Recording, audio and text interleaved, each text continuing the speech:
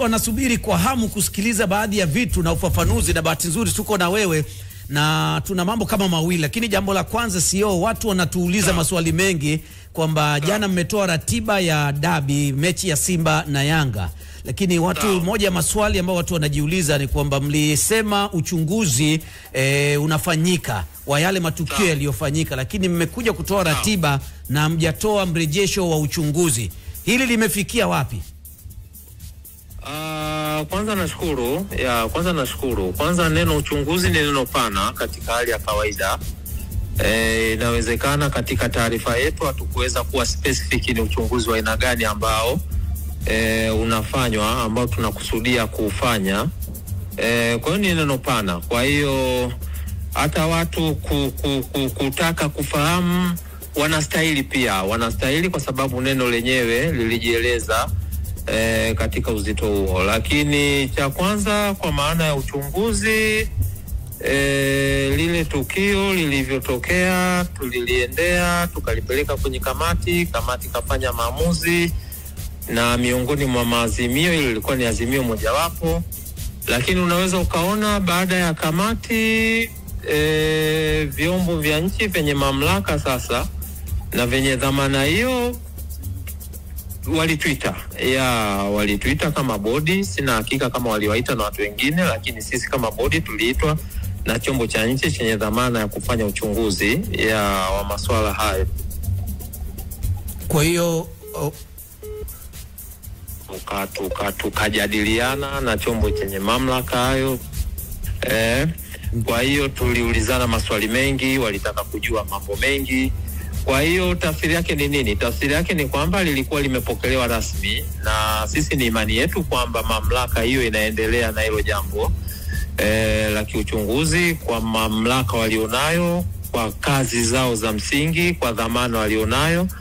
Kwa hiyo sisi tulizungumza yale yote ambayo tuliulizwa, yale yote ambayo tulipaswa, tuliwajibika kuclarify.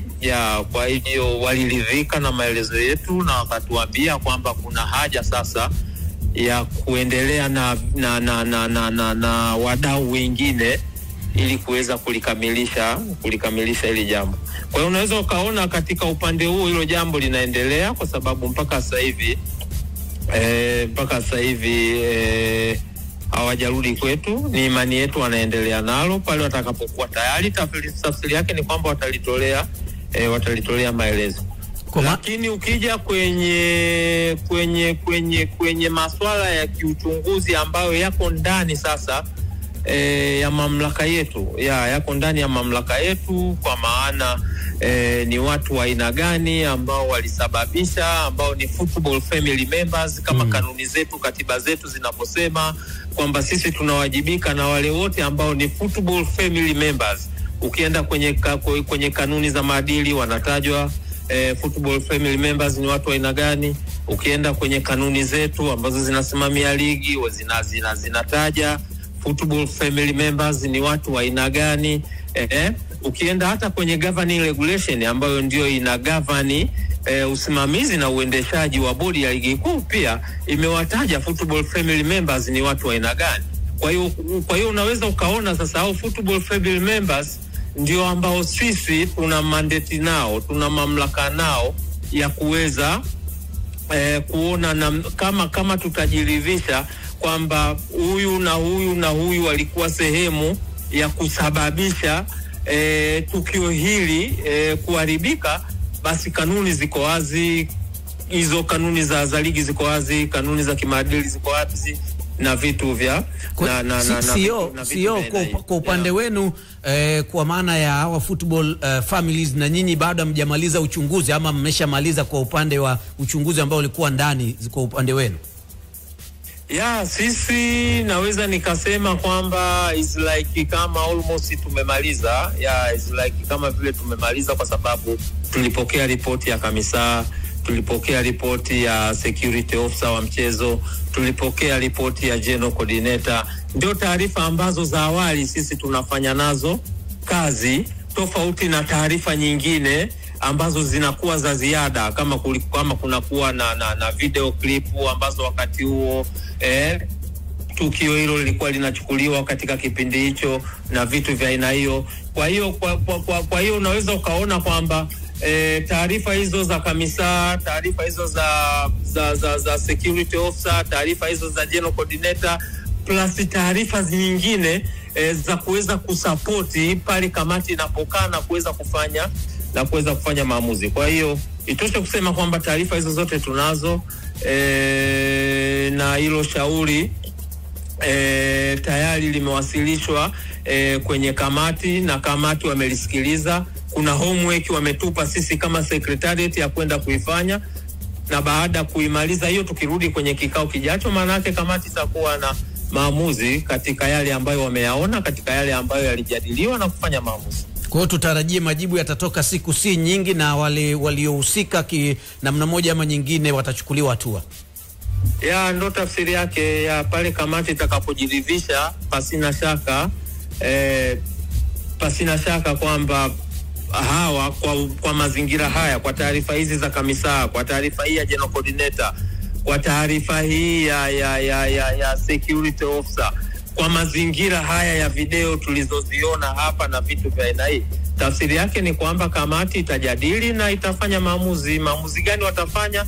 Sasa tusiwe waganga wa kienyeji, wacha tusubiri kamati ikae ndeni, lakini kila kitu nafikiri kipo wazi. Wanachama wenu ambao ni Yanga wameshawaandikia barua yoyote kuhusiana na majibu yaliyotoka, kwa sababu wameonekana kama hawajaridhika na maamuzi ambayo yamefanyika mpaka sasa? Na kama mmepokea barua, nini kauli yenu kama bodi? Majibu gani? Kwa maana ya majibu gani? Baada ya kuwa ratiba imetoka na wao walisema majibu yaliyotoka CAS kurudi, wametoa andiko wakionyesha dhahiri sheri kwamba bado hawako tayari kucheza, msimamo wao ni ule ule. Pengine ile ni andiko ambalo liko mtandaoni, tukataka kujua kama nyinyi bodi pengine kuna taarifa rasmi ambayo mmepokea kutoka kwa Yanga. Hapana, sisi taarifa rasmi ya sura hiyo ambayo naieleza hatujaipokea. Ila kwa sababu sisi ni football family members, pia ni sehemu ya jamii, na sisi pia tunaona kupitia kwenye mitandao hizo taarifa tunaziona, lakini kwa maana ya taarifa rasmi mimi kama mtendaji mkuu kuandikiwa kuipokea, hapana, hatujapokea. Hiyo taarifa baada ninyi kuona kama ambavyo na sisi wadau tunaona, nini msimamo wenu nyinyi kama bodi? Mnasema kitu gani?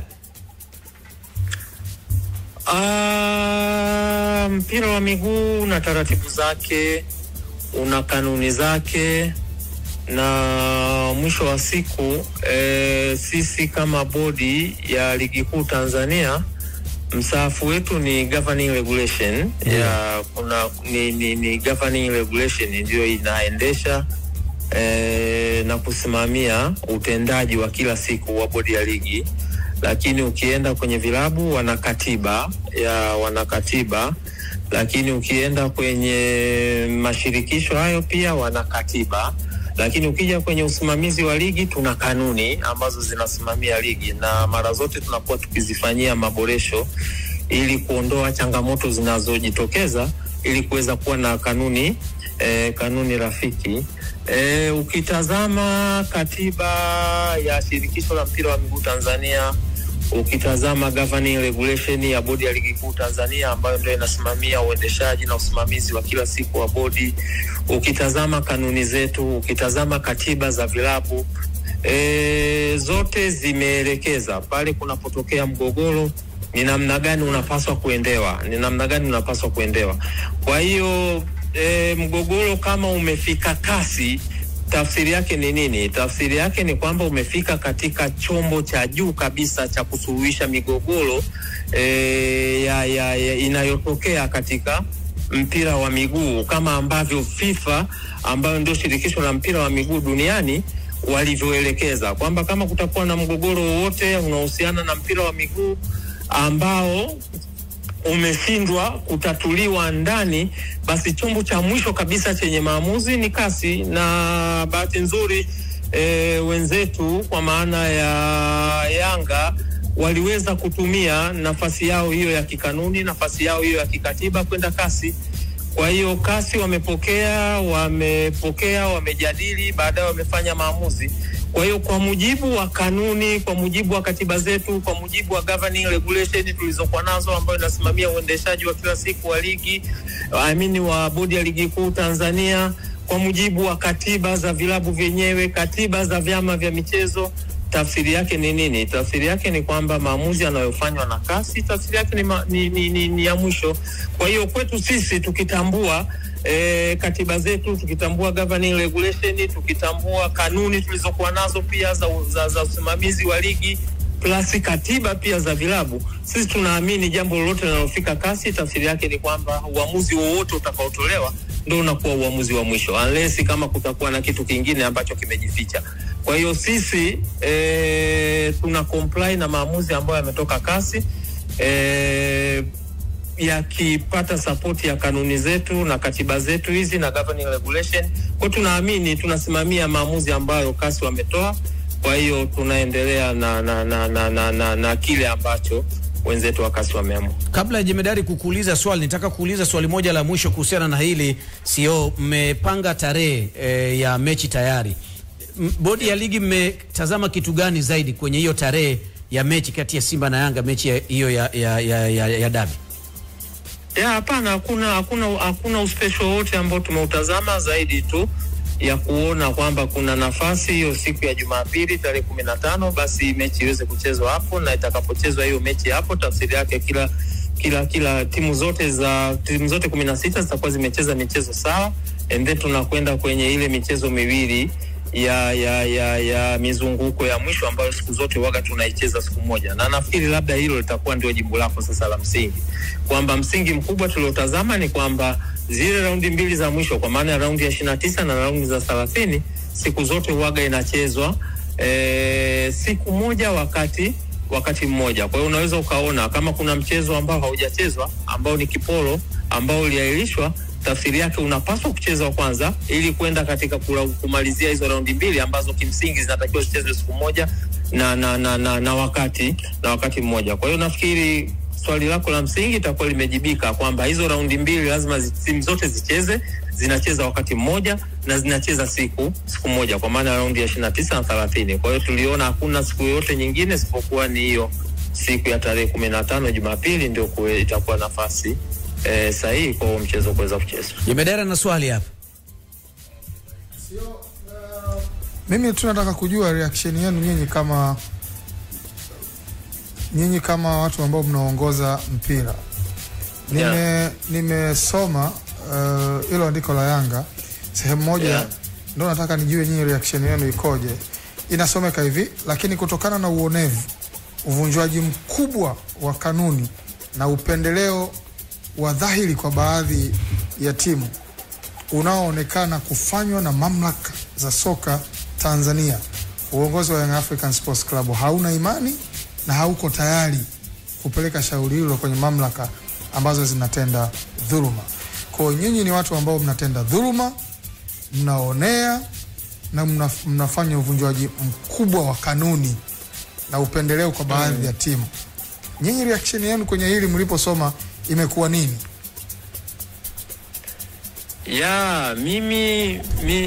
Mimi labda niseme kwamba nisingependa kuizungumzia press ya Yanga. Nisingependa kuizungumzia press ya Yanga. Ningetamani nibaki tu kwenye mambo ya msingi ya usimamizi na uendeshaji. Sisi sote ni mashuhuda ya mpira wa miguu. Bahati nzuri ni mchezo wa wazi. Ndiyo. Na kwa sababu chombo kinachotumiwa ni bodi ya ligi kuu na mimi ndio mtendaji wa bodi ya ligi kuu, nisingependa kulisemea hilo kwa sababu ya hiyo conflict of interest. Natamani wengine wangeweza kuisemea, itasimama vizuri zaidi.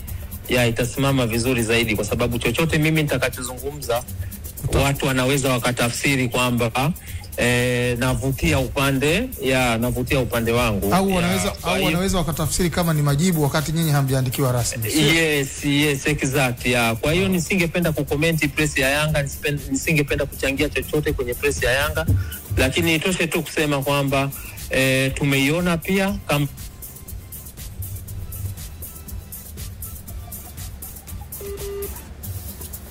ambavyo ni kama nilivyoeleza kwamba sisi huko kwenye mpira tunaamini mgogoro wowote ule, chombo cha mwisho ambacho kinapaswa kumaliza kwa mujibu wa FIFA, kwa mujibu wa kafu ni kasi.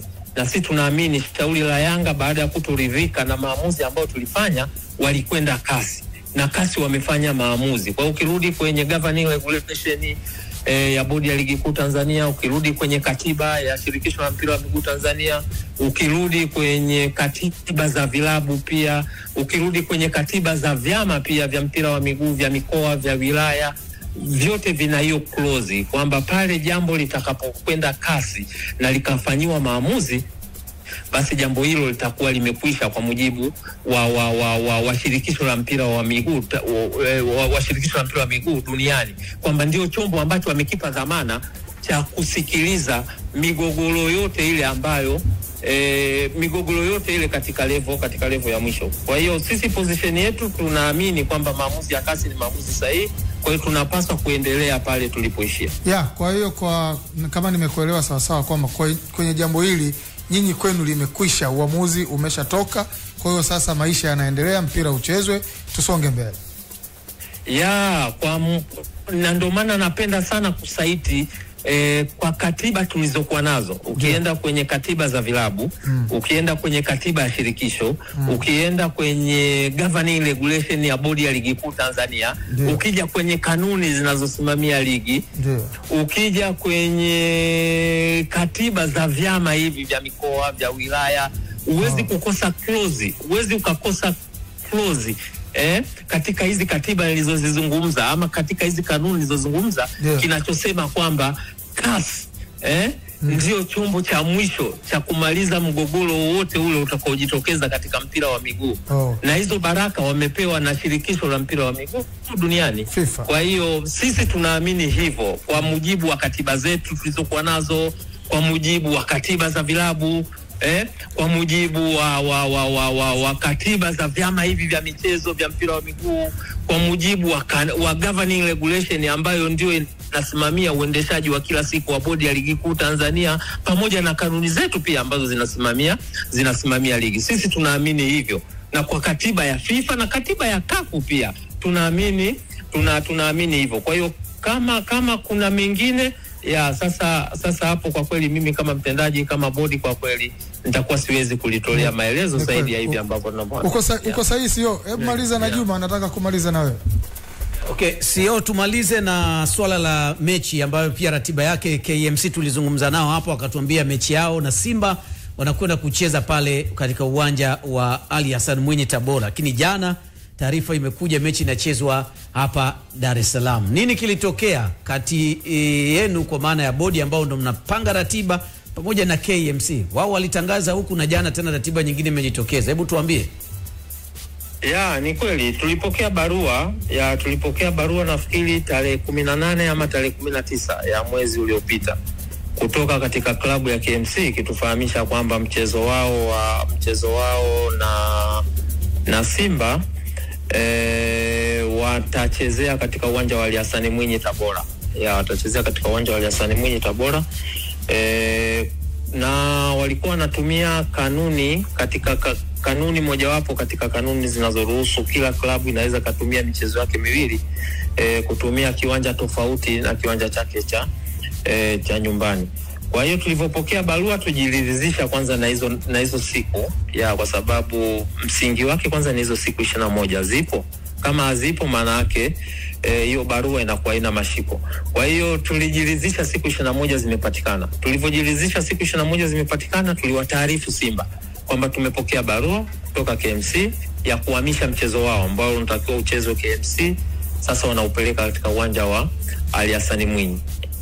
Kwa hiyo tunachojiridhisha ni uwanja. Tukijiridhisha kwanza uwanja unakidhi na vitu kama hivi, tafsiri yake tutakuwa tuna kipingamizi, na ndivyo ilivyokuwa. Baada ya kujiridhisha kwamba uwanja unakidhi sheria namba 1 ambayo inazungumzia uwanja na kanuni tulizojiwekea, kwa tuka confirm rasmi kwamba mchezo utachezwa katika uwanja wa Ali Hassan Mwinyi, na timu zote mbili zilipokea na zikawa zinafanya maandalizi yao.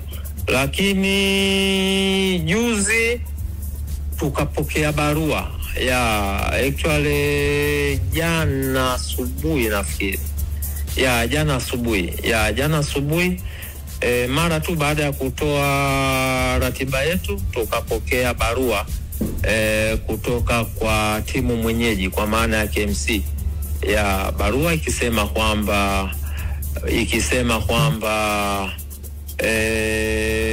mchezo waliokuwa wamekusudia kucheza katika uwanja wa Ali Hassan Mwinyi na Simba sasa wanaomba wacheze katika uwanja wa KMC, uwanja wao wa nyumbani kama ulivyopangwa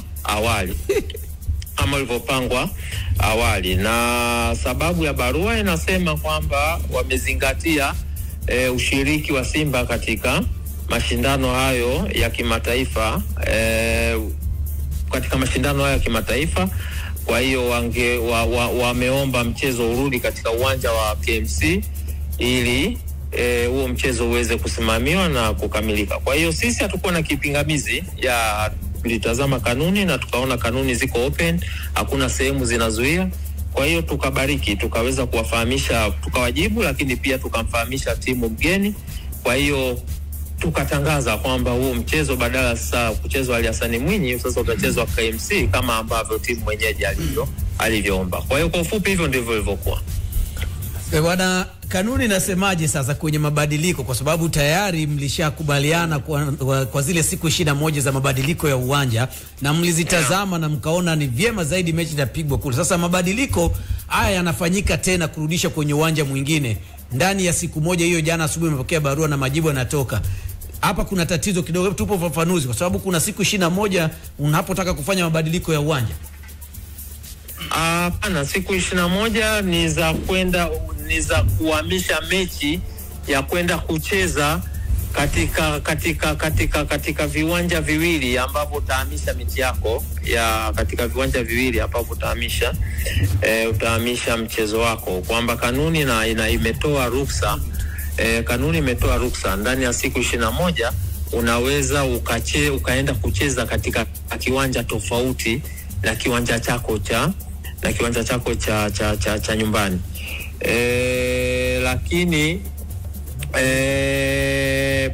Lakini inapokuja katika mazingira haya ambayo yametokea sasa ya KMC ambaye ndio mwenye mchezo, badala ya kwenda KMC, badala ya kwenda Tabora, amesema kwamba hapana, mechi yangu nairudisha hapa ili kucheza hapa nyumbani na vitu vya aina hiyo. Kwa kweli kanuni iko open na sisi bodi siku zote tumekuwa tukisema kwamba kanuni iko open, unarudi tu wakati wa kurudi, unarudi kutaka kwenda ndio unatakiwa uwe na siku 21. Yes, kanuni sasa haijaelezea, ndio maana nasema kanuni iko open, haijaelezea kinagaubaga specifically kabisa, yani haijaifunga, yani kwa lugha nzuri naweza nikasema kwamba haijaifunga. Lakini ukienda kwenye malengo manne ya bodi ya ligi kuu, hii sasa nafikiri inaweza ikawa ndio msingi wa haya yote. Ukienda kwenye malengo manne ya bodi ya ligi kuu, lengo mojawapo katika malengo yale manne ya bodi ya ligi kuu Tanzania ambayo ni chombo cha vilabu ni kusave interest za vilabu. Kwa hiyo unaweza ukaona kwamba kikubwa kilichotazamwa ni kutimiliza hilo lengo namba 4 la kusave interest za vilabu, ambapo vilabu ndio wenye chombo chao. Kwa unaweza ukaona timu mwenyeji amekubali mechi yake ichezwe KMC. Unaweza ukaona timu mgeni naye ana kipingamizi, amekubali mechi yake ichezwe KMC kama ambavyo alivyokubali awali mechi yake ichezwe Tabora. Basi kwa hiyo kwetu sisi kusema kweli lengo namba 4 katika lengo namba 3 katika malengo manne ya bodi ya ligi kuu Tanzania, tafsiri yake ni kwamba imetimia, kwamba at any time bodi ya ligi ipo kwa ajili ya kusave interest za vilabu. Basi kwa sababu vilabu ndio wenye chombo chao kabisa bodi ya ligi. Kwa hiyo vilabu wanapokuwa wanapokuja na jambo ambalo alivunji kanuni, tafsiri yake ni kwamba sisi secretariat tuko tayari kuweza kusupport, tuko tayari kuweza kuwa solution ya hilo jambo kuweza kufanyika. Sio, tunakushukuru sana kwa muda wako na ufafanuzi wa mambo mengi umetuweka wazi. Tunakushukuru sana. Asante, tuko pamoja. Crown Media. Hapa ni nyumbani.